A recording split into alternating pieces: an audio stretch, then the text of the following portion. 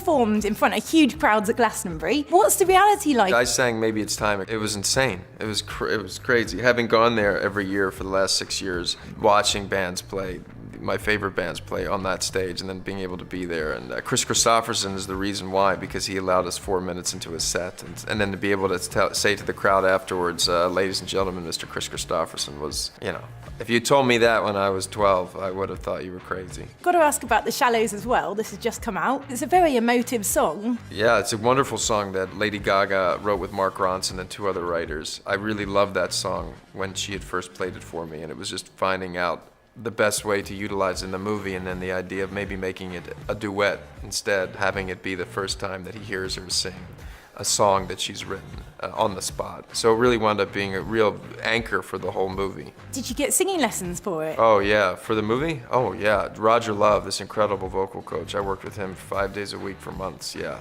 Oh, absolutely. Lady Gaga's obviously an incredible singer. Did she give you any tips? The biggest thing that she offered me musically was encouraging me to follow whatever it is inside of me that would create Jackson, and that musically, and that was having somebody believe in you, like in the movie. I never thought I would be writing and arranging songs, and I think the only reason why I did is because she gave me the courage to do that. Did you do any karaoke together? Never. Any rap battles? Rap battles? Every day. No.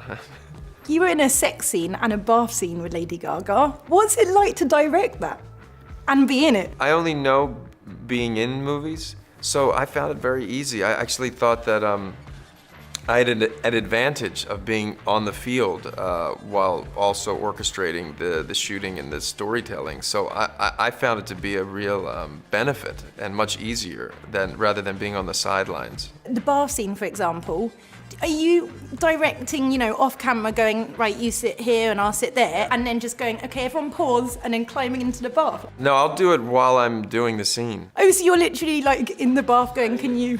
Yeah.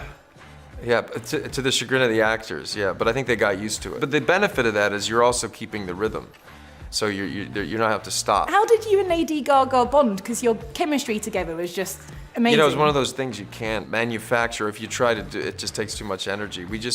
Maybe it's because we have similar backgrounds. I don't know. You can't really choose when that happens. We have a similar work ethic. Luckily, we were able to utilize all of it for our characters. What would you say is your funniest or most memorable moment from filming? We laughed a lot on the set. There are a lot of funny people on the set. Dave Chappelle and Andrew Dice Clay. We had 4 stand-up comics that played characters in the movie, so there was a lot of comedy. Yeah, there's a lot of laughing with the crew. I find that to be important, to create an environment that everybody feels pretty open and safe, so there's always going to be laughing when that occurs. There was also a lot of times when there was no laughing. Yeah. Was there any pranking that went on? I'm not a fan of pranking. Pranks, I never got that. When you have an experience that's life-changing, which this was for me, there's so many tokens of memories that I'll hold on to forever.